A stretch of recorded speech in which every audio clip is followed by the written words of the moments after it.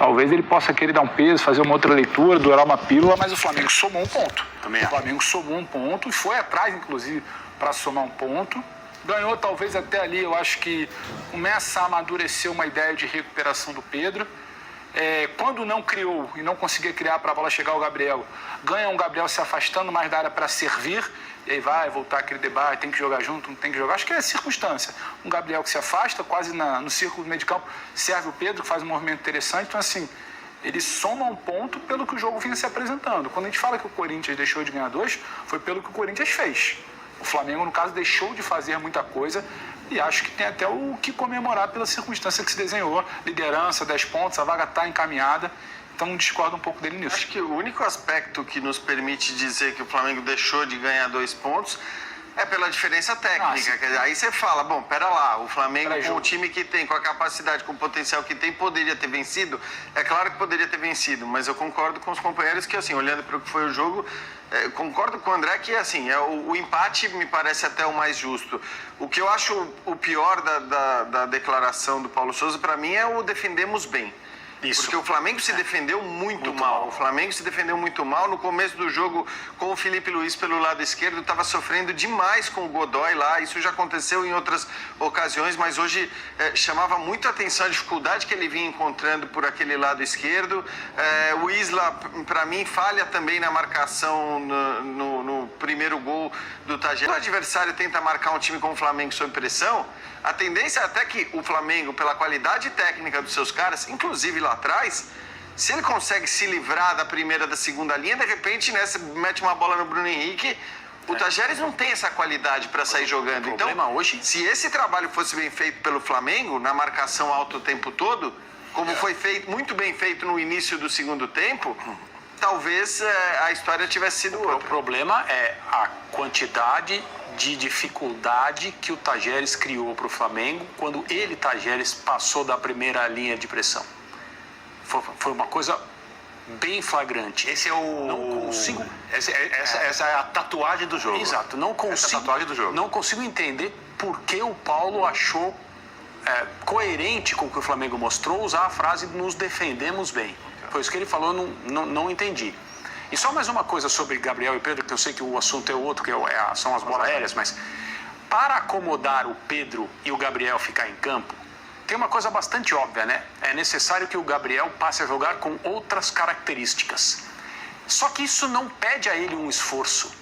Ele não só é plenamente capaz de se afastar um pouco da área e atuar como um jogador, como ele adora fazer isso. Ele faz isso com muita frequência com o jogador com quem ele tem o melhor entrosamento, que é o Bruno Henrique, e vice-versa, né? O entrosamento mútuo entre eles é absurdamente superior a qualquer outra parceria que o Flamengo tem. Mas hoje ele deu essa demonstração mais uma vez. Ele sai e se afasta. Quando ele sai, o espaço aparece, tem um jogador que é mais de referência para jogar mais perto. E ele não aparecia no jogo até então, né, André? Assim, o Gabigol estava meio que isolado na área, não conseguia. Ele resolve uma criação do Flamengo ali. Exato. Então, assim, ele passa a ser uma alternativa também para um técnico que já falou sobre as questões físicas, assim como todos os técnicos no Brasil têm falado tanto, né? Necessidade de rodízio e de mudança. E tudo bem, é evidente que o Flamengo tem mais peças para fazer essas mudanças, né? Embora na defesa esteja sofrendo demais agora, mas ele passa a ser uma alternativa também para fazer esse trabalho que ele fez hoje. A gente lembra que tem data FIFA que vai tirar jogador do Flamengo, especialmente a Arrascaeta, durante muitas datas. Então acho que é interessante para ele e é claro, óbvio, interessante para o Pedro ele poder fazer esse trabalho. Sobre primeira coisa, ele fala sobre a perda do Pablo e havia um completo domínio do Flamengo. 12, 13 minutos é muito pouco tempo e um completo domínio sem você dar um chute em gol também é uma coisa para mim um pouco exagerada. Não, é só uma coisa, Biner, não havia completo domínio nenhum. Um jogador que recebe a bola praticamente na linha do meio campo, né? Que ele recebe a bola dentro da grande área. O Gabriel Barbosa sai de campo chamando atenção para as falhas defensivas, dizendo algo na linha de gol a gente sabe fazer. Mas Ele fala, a gente precisa ter mais a bola. Ele fala, que aliás foi algo que o próprio Paulo Souza falou depois do último jogo, que quer que o time tenha mais a bola. Aliás, essa é uma discussão, porque para mim é claro que na hora que ele escolhe o Andreas e não o Thiago Maia para entrar no momento que o Pablo se machuca, ele tá de novo apostando nisso, em ter mais a bola com a entrada do Andreas, porque é um cara de mais capacidade de retenção, de mais capacidade de passe, e na verdade não deu certo. A verdade é essa. O Thiago Maia é um cara que tem uma intensidade de marcação, que rouba mais bola, que é melhor no desarme, e que talvez seja uma pena não ter entrado.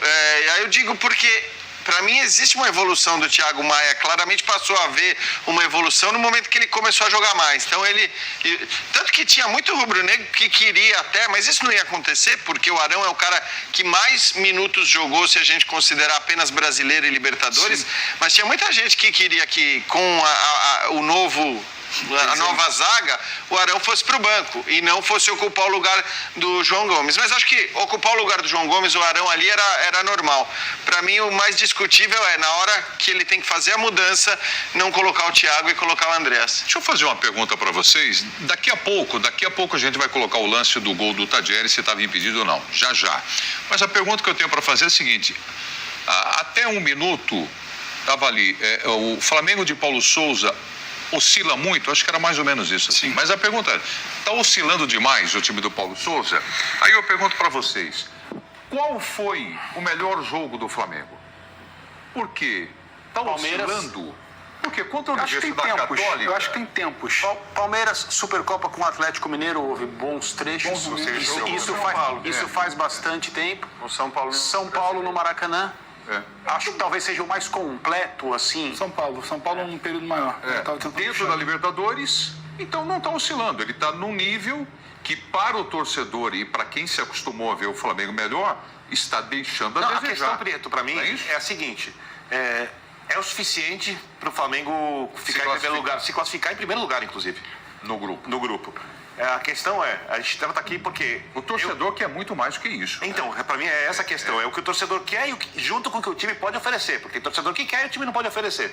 O torcedor do Flamengo quer e a equipe pode dar ao torcedor o que o torcedor quer, generalizando, obviamente, cada torcedor tem a sua maneira de enxergar o que o time pode produzir. A questão é, esse tipo de lance que se repete várias vezes, erro de marcação na jogada aérea, esse clarão entre... Se você quer dar uma vida boa... A zaga e os laterais e a linha do meio campo. Essa incompreensão, essas coisas aumentam as chances do time sucumbir no mata-mata de Libertadores muito.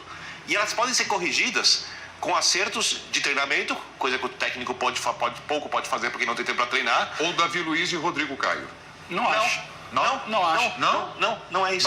Pra mim o Davi não é nem dos dois melhores zagueiros hoje do elenco. Quem são? Não, mas pra mim a questão não é a escalação dos zagueiros. Só porque o problema não é peça. Discutiu isso é secundário. O problema não é peça, o problema é o desenho que a gente estava falando. Eu acho que não é exatamente peça, é entendimento, compreensão. Entendimento entre quem está em campo, não é a questão de quem você está escalando. Porque, rapidinho, André, a gente citou, o Vitor citou erro de hoje, erro da semana passada, eu lembrei do Atlético Goianiense.